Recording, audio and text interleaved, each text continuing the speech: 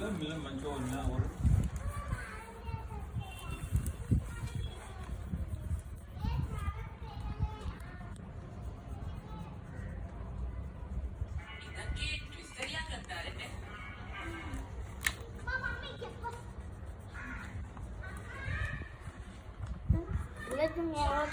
తినపోతున్నాను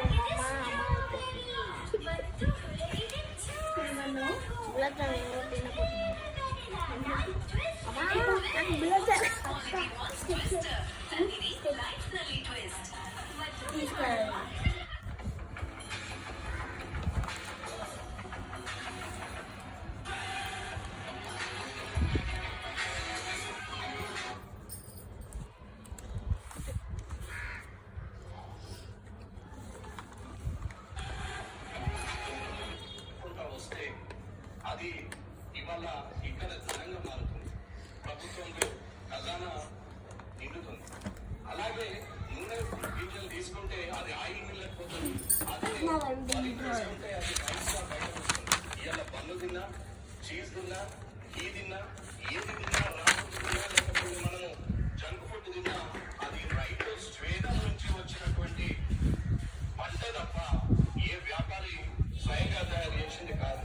కాబట్టి మూలంగా ఆ రైతు పండించిన పంటను మళ్ళా వేలాది మంది, లక్షలాది మంది వ్యాపారం చేస్తూ వారు కట్టిన ట్యాక్స్ ద్వారా వచ్చి జమైన డబ్బుని తిరిగి రైతుకు మనం యాచకుని చేస్తున్నట్టే మాట్లాడుతున్నాం తప్ప పర్మనెంట్ సొల్యూషన్ కానీ రైతుకు రేపు పొద్దున కావాల్సినటువంటి అవసరాన్ని కానీ ఎవరు గుర్తిస్తలేరు అనేది నా అభిప్రాయం.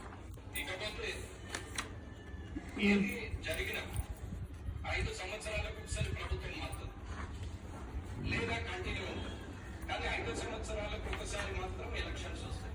ఎలక్షన్లు వచ్చినప్పుడు రైతులు జ్ఞాపకం వస్తారు, ఉచితాలు మనం చెప్పాము. ఒకసారి 5 సంవత్సరాలు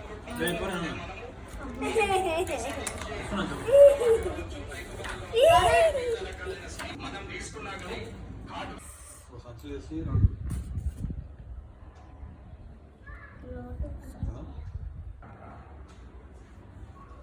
ఎప్పుడు చేసి